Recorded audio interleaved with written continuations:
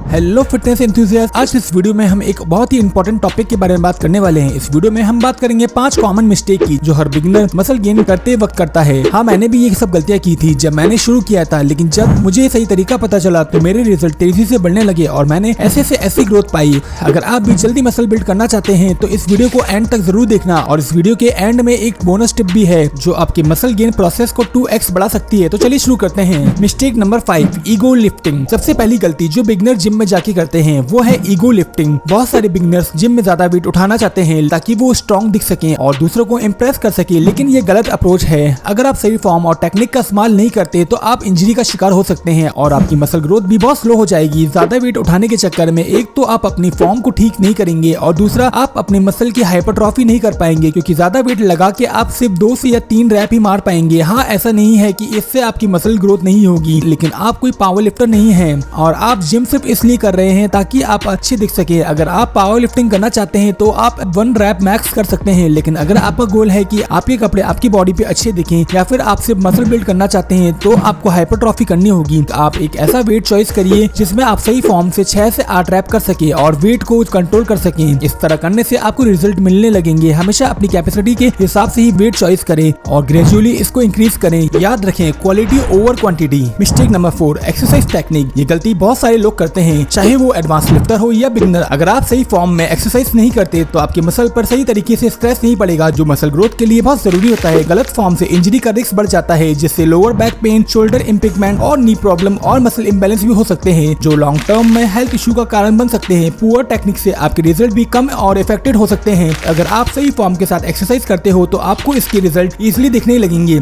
जिससे आपकी optimal muscle growth होती है, क्योंकि मसल पर प्रॉपर स्ट्रेस पड़ता है। आपकी ओवरऑल परफॉर्मेंस भी बेटर होती है और आप स्ट्रॉन्ग और मोर रेसिलेंट बनते हैं। आपकी टेक्निक को सुधारने के लिए आप सर्टिफाइड ट्रेनर से सीखिए या फिर रेपुटेड ऑनलाइन ट्यूटोरियल देखें या फिर मिरर का यूज करें। अपनी फॉर्म को चेक करें और स्लो कंट्रोल मूवमेंट पर फोकस करें। हमेशा इंश्योर करें कि आप सही पोस्चर और फॉर्म में एक्सरसाइज कर रहे हैं ताकि आपकी फिटनेस जर्नी सेफ और इफेक्टिव हो।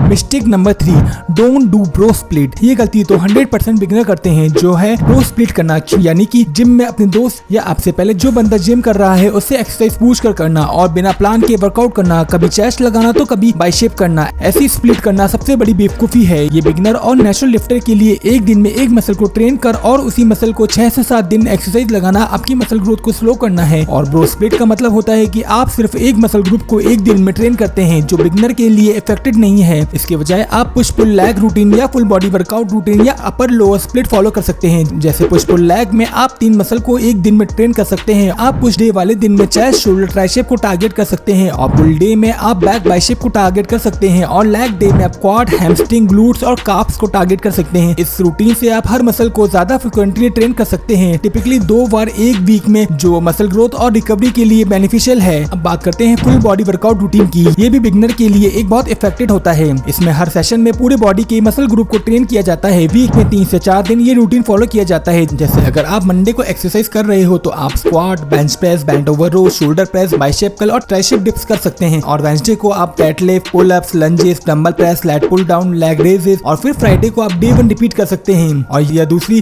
फुल बॉडी वर्कआउट कर सकते हैं। इस रूटीन में आपने देखा होगा कि मैंने मंडे से सीधे वेडनेसडे और वेडनेसडे से सीधे फ्राइडे किया है। इस रूटीन में आप 1 डे ऑन और 1 डे ऑफ कर सकते हैं या फिर आप अपर लोअर स्प्लिट फॉलो कर सकते हैं। अगर आपको बिगिनर की वर्कआउट रूटीन के बारे में डिटेल में जानना है कि कौन कौन सी वर्कआउट रूटीन हम फॉलो कर सकते हैं तो कमेंट में वर्कआउट रूटीन लिखिए। अगर 20 कमेंट से ज्यादा आएंगे तो मैं इस पे वीडियो बना दूंगा।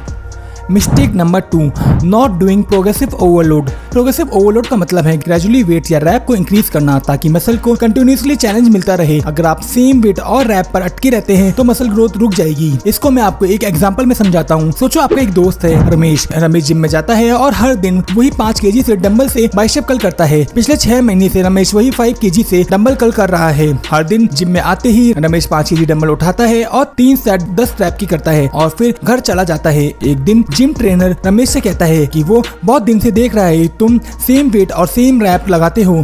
तो रमेश कहता है कि मैं वर्कआउट तो डेली कर रहा हूँ ना। तो ट्रेनर उसे बताता है कि इससे तुम्हारा मसल बिल्ड नहीं होगा और जितना साइज है बाइसेप का उतना ही रहेगा। फिर वो रमेश को समझाता है कि रमेश भैया आप मसल को चैलेंज नहीं कर रहे, आपको प्रोग्रेसिव ओवरलोड करना पड़ेगा। रमेश थोड़ा कंफ्यूज होता है और पूछता है ये प्रोग्रेसिव ओवरलोड क्या है। तो ट्रेनर समझाता है रमेश अगर तुम्हें मसल को ग्रो करना है तो उनसे ज्यादा वेट उठाना पड़ेगा या ज्यादा रैप करना पड़ेंगे। जैसे अगर आज तुम 5 kg से डंबल से 10 रैप कर रहे हो तो अगले हफ्ते 12 रैप करने की कोशिश करो या फिर 7.5 kg के डंबल यूज करो और 8 रैप करो और धीरे धीरे वेट और रैप को बढ़ाओ। इससे रमेश समझ जाता है और उसकी बाइसेप बढ़ने लगती है। Benefit of progressive overload number 1, continuous muscle growth के लिए आपको मसल को नया चैलेंज देते रहना होगा जो उन्हें ग्रोथ करने के लिए फोर्स करते हैं। Number 2, increase strength. आप जब भी वो वर्कआउट करें तब आपको रेगुलरली वेट और रैप को बढ़ाना है, इससे आपकी स्ट्रेंथ भी इंप्रूव होती है। Number 3, better endurance. रैप्स और वेट ग्रेजुअली बढ़ाने से आपकी मस्कुलर एंडुरेंस भी इंप्रूव होती है। Number 4, avoid plateau. Same routine follow करने से जो प्रोग्रेस होता है वो रुक जाता है। उससे बचने के लिए आपको वेट को बढ़ाते और रैप को बढ़ाते रहना है, ये काफी इफेक्टिव है। सो रमेश ने अपने ट्रेनर की बात मानी और धीरे धीरे वेट और रैप बढ़ाने लगा। कुछ महीने बाद ही रमेश ने देखा कि उसके बाइसेप बड़े हो और स्ट्रॉन्ग हो गए। अब रमेश जिम में सबको बताता है कि प्रोग्रेसिव ओवरलोड करो मसल ग्रोथ करने के लिए। Mistake number 1, not eating in a calorie surplus. ये सबसे बड़ी गलती है कि अगर आप मसल बिल्ड करना चाहते हैं और कैलोरी सरप्लस में नहीं खाते,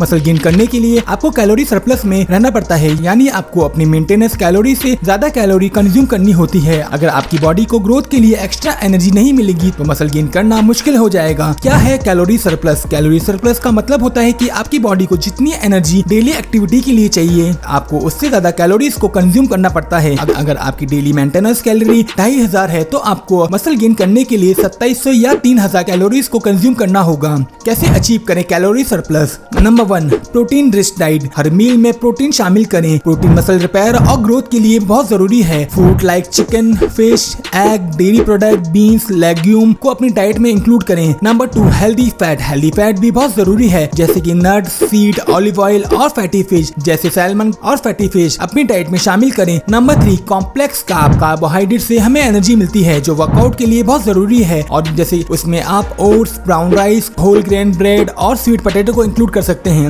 नंबर 4, फ्रीक्वेंट मील्स। दिन में 5 से 6 मील खाने की कोशिश करें। ये आपकी बॉडी को कांस्टेंट एनर्जी सप्लाई करते हैं और आपको कैलोरी सरप्लस अचीव करने में मदद करते हैं। Number 5, track your daily intake. अपनी डेली कैलोरी इंटेक को मॉनिटर करें। मॉनिटर करने के लिए आप MyFitnessPal ऐप का यूज करें। इससे आपको पता चलेगा कि आप कितनी कैलोरी कंज्यूम कर रहे हैं और कहाँ एडजस्टमेंट की जरूरत है। अगर आप कैलोरी सरप्लस के बारे में डिटेल में जानना चाहते हैं तो कमेंट में लिख दो। और अब बारी है बोनस टिप की। बोनस टिप आपकी मसल गेन को 2x बढ़ा सकती है।